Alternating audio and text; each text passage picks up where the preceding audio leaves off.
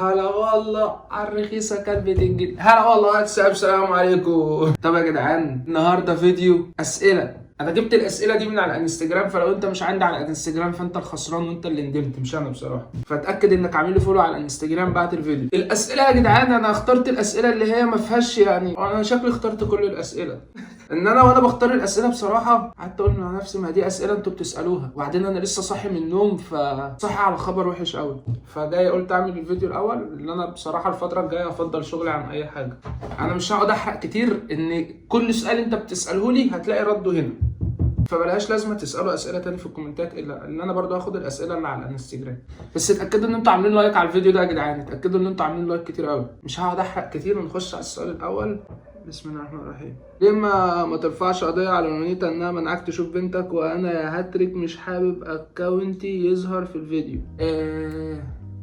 ليه ما ترفعش قضيه على نونيتا انها منعك تشوف بنتك؟ هرفعها في الوقت المناسب، ده ردي، انها هتترفع بس في الوقت المناسب، والاكونت بتاعك ما ظهرش. ناوي تقدم فيديوهات ايه الفترة الجاية؟ ناوي اقدم الفيديوهات اللي انا كنت بعملها زمان، السكتشات اللي انا بدأت بيها، هي السكتشات والتحديات والحاجات دي. بس انا بتحاول اتقمص الشخصية بتاعتي القديمة، ان انا دخلت في كذا نوبة اكتئاب دمرتني جدا، انا عايز ارجع للمحتوى بتاعي القديم وهنجح بيه اكتر من الاول. ان انا ما زلت انا نفس الشخص، بس مع اختلاف بقى تفكير وحاجات كتير قوي، بس انا جوايا حاجات كتير قوي حلوه. ميادة فين؟ ميادة اكيد في البيت. ايه خلاك تتجوز لونيتا من الاول؟ انا السؤال ده بقعد اساله لنفسي كل يوم، وبقول ده لو كان حب ملعون الحب، بس انا معرفش، انا كان عقلي في حاجات غلط، متبرمج غلط. انا بحس ان كان معمول لي عمل، لما بعد ما كل الحاجات دي حصلت بقيت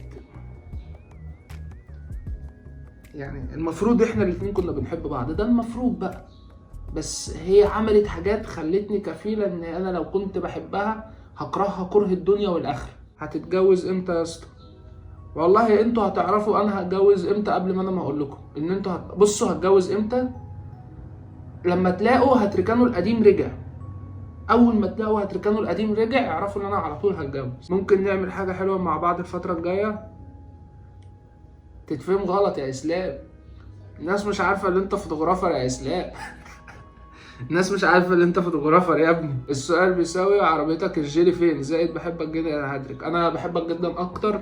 العربيه دي معرفش ايه اللي حصل فيها، بس هي كانت في حياتي بدات تجيب لي الفقر.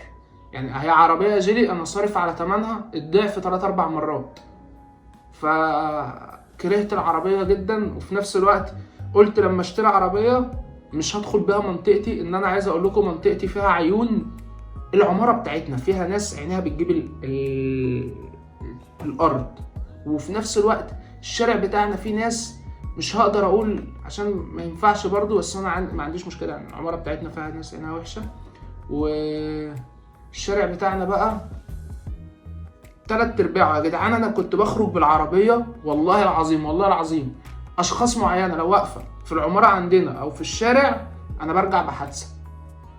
فانا كرهت العربيه بسبب المنطقه بتاعتي والاسباب كتيره قوي.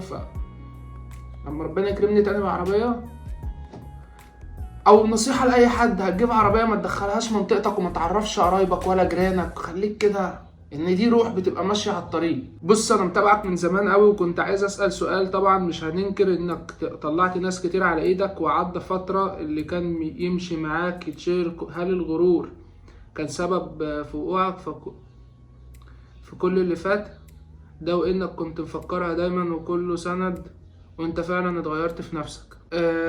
انا هقرا السؤال تاني عشان افهم، معلش. لا هو انا مش هنكر ان انا طلعت ناس، بس هم اللي بينكروا، تمام. والغرور ما خدنيش ولا اي حاجه، بس انا النفسيه اللي انا وقعت فيها بعد العلاقه الفاشله اللي انا دخلتها خلتني مش طايق اليوتيوب، خلتني مش طايق اي حاجه. دخلت في نوبة اكتئاب رخمة أوي، دخلت في نفسية، النفسية فعلا ممكن تقتل بني آدم يا جدعان.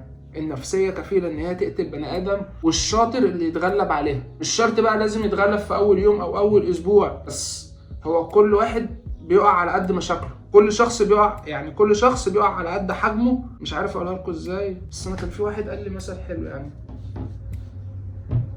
واحد يقع على قد حجمه في المشاكل. يعني انت على حسب حجمك مشاكلك هتواجهك. يعني بمعنى انت حجمك قد كده مشاكلك هتبقى قد كده، انت حجمك قد كده مشاكلك هتبقى قد كده، انت حجمك هتبقى قد كده هتلاقي مشاكلك قد كده. فكل واحد بقى على قد حجمه. وانا ما اعرفش ان حجمي كان مبهوأ قوي كده. ليه بعت قناه اليوتيوب؟ انا مش عايز ارد على السؤال ده، مش عايز ارد عليه، يعني مش عايز ارد عليه. ايه ده مسؤول مرتين ولا انا واخد سكرين مرتين؟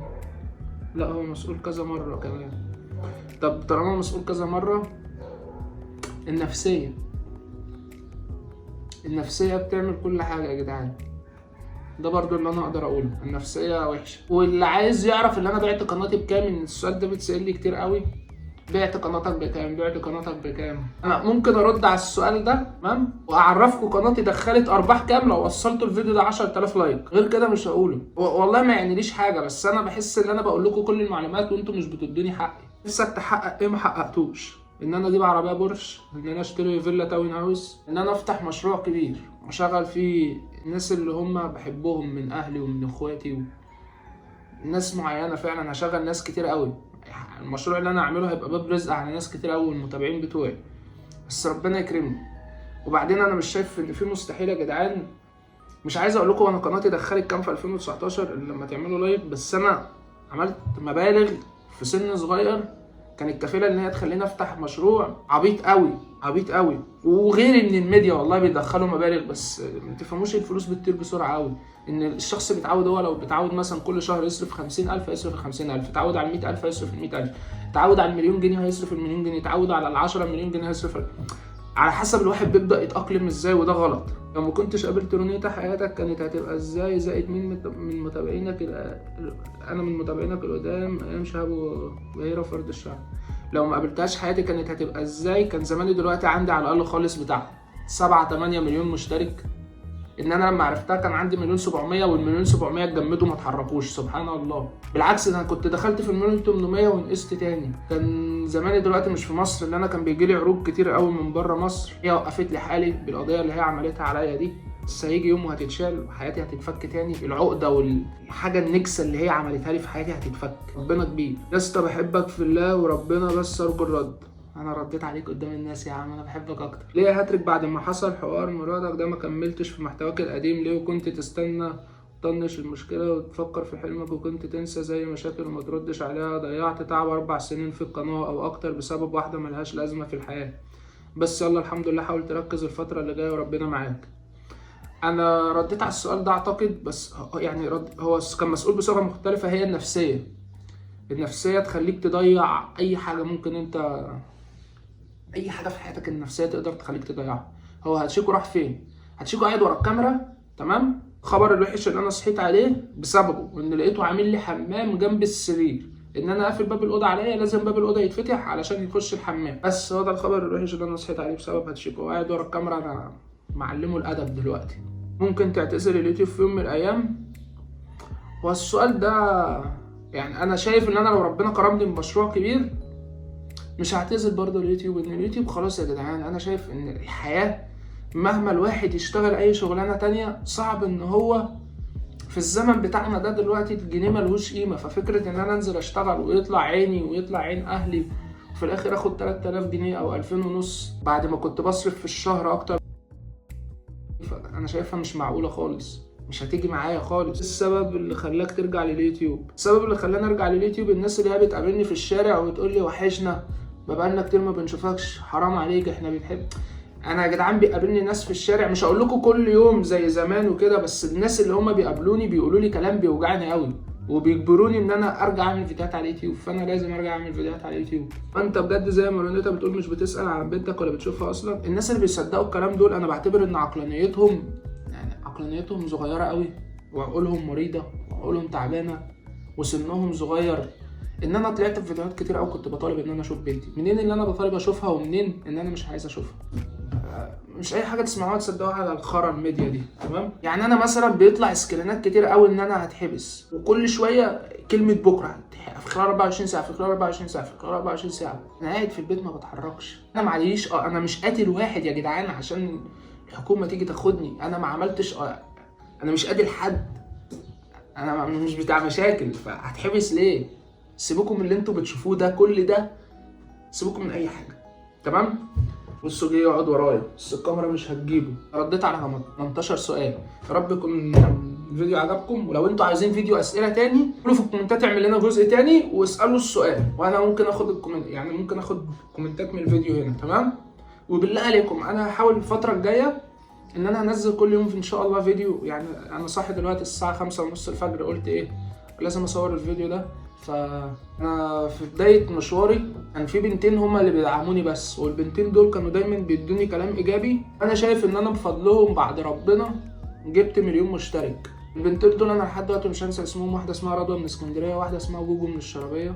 معرفش حياتهم عامله ازاي دلوقتي، بس انا فاكرهم كويس ان دول كانوا اكبر داعمين ليا من وانا اصلا محدش بيتفرج عليا. الفيديو كان بيجيب 15 مشاهده بس كانوا بيكتبوا لي كلام ايجابي هتوصل ووصلت. فانا دلوقتي الفيديو بتاعي مثلا بيعدي 1000 مشاهده مرتاح قوي، فانا واثق ان انا هوصل. انا وصلت قبل كده. انا عندي الافكار المستفزه اللي تخليني اجيب اكتر من 1,000,000 مشاهده، بس انا عايز اجمع الناس اللي بتحبني علشان لما اعمل الافكار المستفزه دي هيبقى في سف كتير قوي. فانا عايز اكسب الاول الناس تاني، بعد كده ابدا اواجه السف. ان الميديا دي عامله زي معركه، لازم يبقى وراك جيش.